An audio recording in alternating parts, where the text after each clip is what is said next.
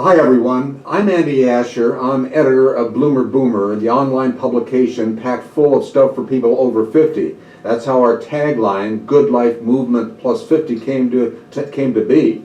The shows are live on Facebook and YouTube, some are recorded, and all are on the bloomerboomer.com website. You can catch our live shows 3 days a week, Tuesday, Wednesday, and Friday at 1 p.m. Central Time. They are about new and evolving things that make for a good life plus 50. That's basically it, part of the movement at Bloomer Boomer. The shows are about what's working and might be something that you can take away for yourself. Guests are idea and thought leaders, others with life experiences that we can learn from, folks who have a unique expertise or are able to create that aha moment of revelation that helps transform the complexity into the understandable. Now, most shows include a book section that focuses on the best book titles that come into the bloomerboomer.com websites, and in some cases the books are written by guests on our show. All the books speak to the Bloomer Boomer community for better living.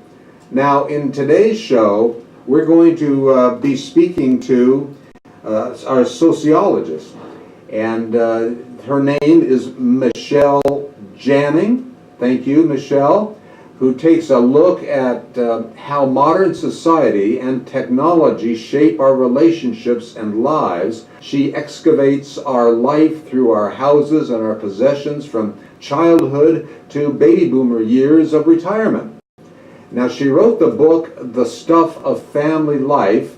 Janning takes each other. Hang in there in a minute, and we will talk to Michelle.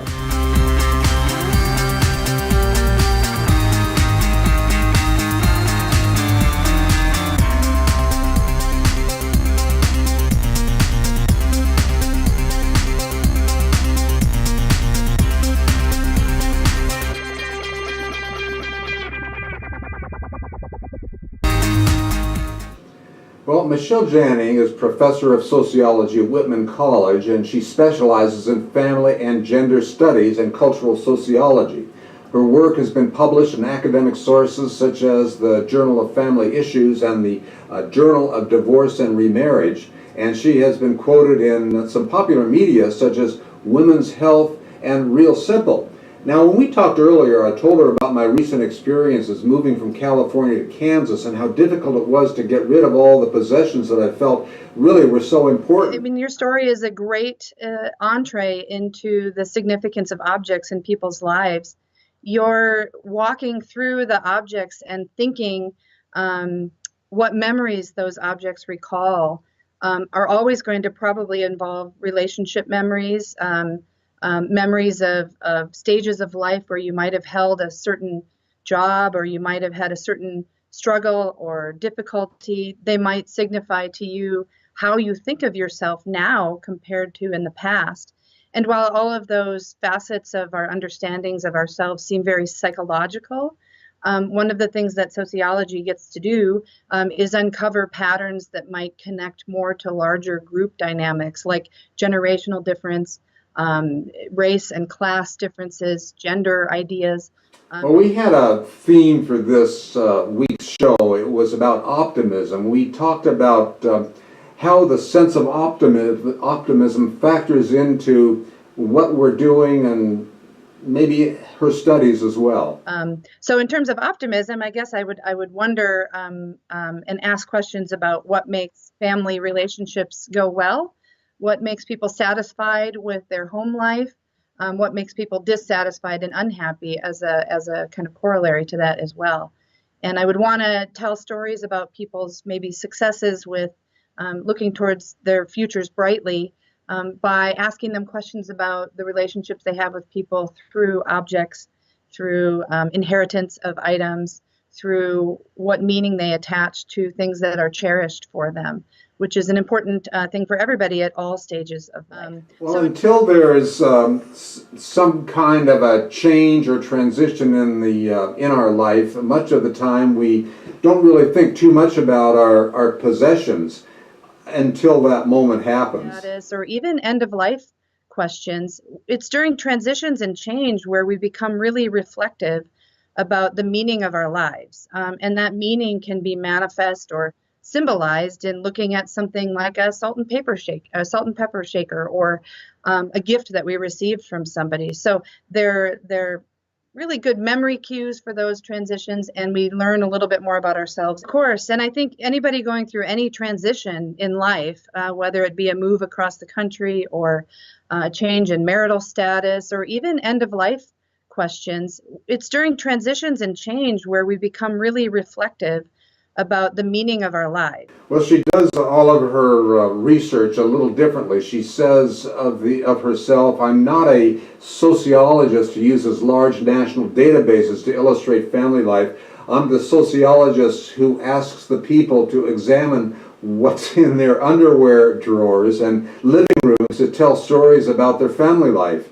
And now she can see even how we design our homes, what it says about our lifestyles. Because we wouldn't be where we are today without knowing how historical change has impacted housing design, family relationships, and the intersections between the two of those. So whether we have a dining room or not depends on whether dining rooms are built into contemporary housing plans. So historical forces absolutely matter. And that, again, like cultural forces today, help me understand that these issues as beyond psychological, beyond individual or idiosyncratic projects, and more really contextualized in larger questions. I mean, if you think about your childhood and my childhood, we probably could imagine lots of historical forces that have shaped the objects that we've had and the social relationships that might relate to those. Again, Michelle Janning and her book, The Stuff of Family Life, published by Rowman and Littlefield. We'll be right back with our book section.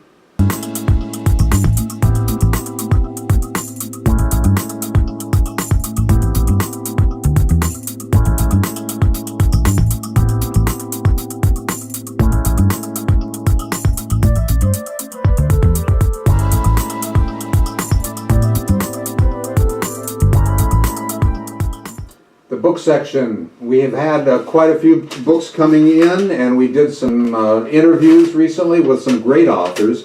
And still coming up, we have Stretching for 50 Plus. And this author and writer has some experience in teaching others how to do that as well. We have a guest from AARP, and this has to do with get the most out of retirement. We've also had the book sent to us, Alan Alda's new book. I don't know if we're going to end up actually talking to him, but they're open to the idea, so we'll wait and see on that. A lot of others coming up, but David Hanscom, he's an MD. He writes a book called Back in Control. I've spoken to David before. He has some fascinating thoughts. Also coming up is the sexual or male sexual health. Now, I've been talking with these authors here over the last couple of weeks, and you know, they really talk about some things that I think sometimes get pushed under the carpet, so it's going to be good to talk to them a little bit. Also, the Fear and Anxiety Solution. This is by Friedman Schaub. Now, I've also spoken with him before, some good ideas, and just recently we interviewed the author of this book, Wired for Love. Just a few things that are coming up. I hope you liked the show and learned a thing or two. The full show will be available on YouTube and at Bloomer Boomer. The audio version will be available on Apple Podcasts. And we have other shows coming up with some amazing guests.